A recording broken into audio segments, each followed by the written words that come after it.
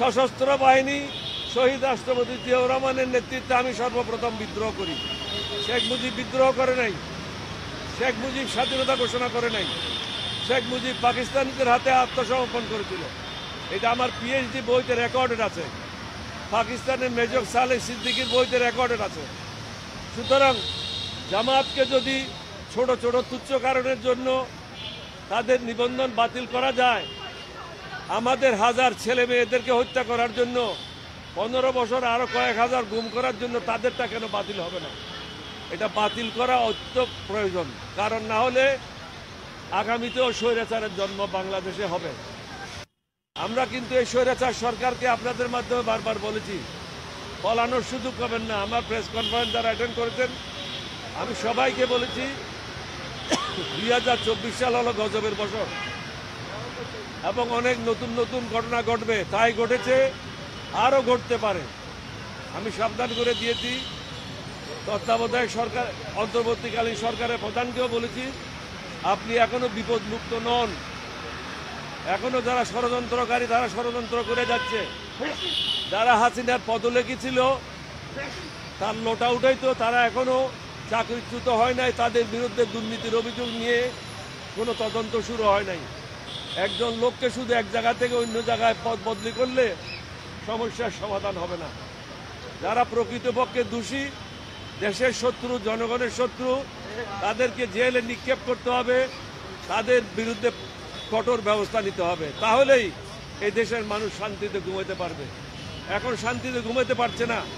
কালকেও কোনো ব্যবসায়ের গাড়িগুলি রাজনৈতিক নেতারা এক জায়গা থেকে এক জায়গায় নেওয়ার জন্য সাহায্য করেছে। শুধু আমি পত্রিকাতে বললাম, প্রেস রিলিজ দিলাম, এটা যথেষ্ট নয়।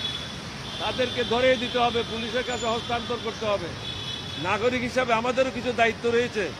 আমরা শুধু রাজনীতি করব, সুন্দর সুন্দর বক্তব্য রাখবো, মন্ত্রী হব, এমপি হব, এটা না। মনুষ্যত্ব আমরা হারাই ফেলেছি, মনুষ্যত্ব ফিরে নিয়ে আসতে হবে।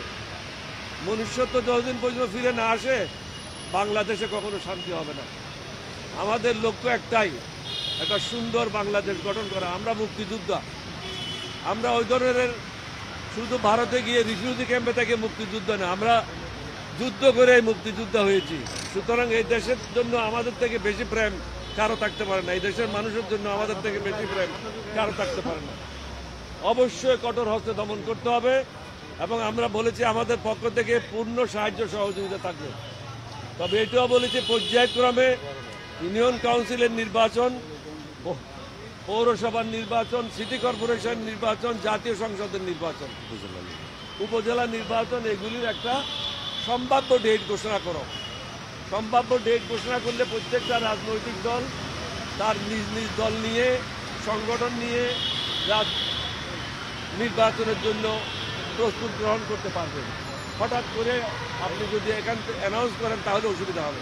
রাজনৈতিক দলদেরকে ব্যস্ত রাখার জন্য একমাত্র অস্ত্র হলো নির্বাচনের একটা ফোরকাস্ট দিয়ে দেওয়া। এটা 6 মাস পরেও হতে পারে, 9 মাস পরেও হতে পারে, কিন্তু নির্বাচন তো হতে হবে যত তাড়াতাড়ি সম্ভব। অন্তর্বর্তীকালীন সরকারের জন্য ভালো, রাজনৈতিক দলের জন্য ভালো, দেশের জন্য ভালো। তবে সংস্কার করার পূর্বে কোনো নির্বাচন হওয়া কোনো অবস্থাতেই বাঞ্ছনীয় না। সংস্কার সম্পূর্ণ করতে হবে, দেশের মানুষের মধ্যে মনুষ্যত্ব ফিরিয়ে নিয়ে আসতে হবে এবং আমাদের ছেলে মেয়েদের ভবিষ্যৎ গড়ার জন্য শিক্ষা প্রতিষ্ঠানগুলিকে সঠিকভাবে পরিচালনার জন্য সুযোগ করতে হবে এবং যে পাঠ্যপুস্তকগুলি আছে, যেখানে ধর্ম বিরোধী কর্মকাণ্ড আছে, এগুলি সকল বাদ দিতে হবে।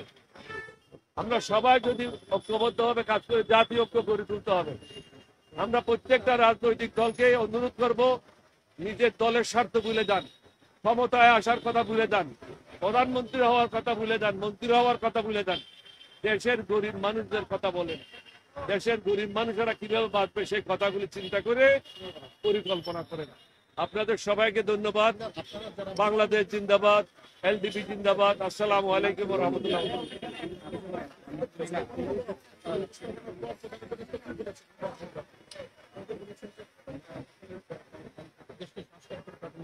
প্রধান উপদেষ্টা এটাই বলেছেন যে রাজনৈতিকদের মধ্যে একটা ঐক্য গড়ে তুলতে হবে প্রত্যেকটা বিষয়ে।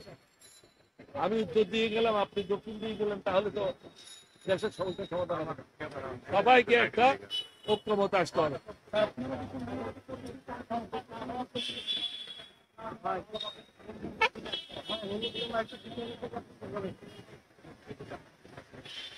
অনির্দিষ্টকালের জন্য তো হতে পারবে না, তাহলে সরকার চালাতে পারবে না।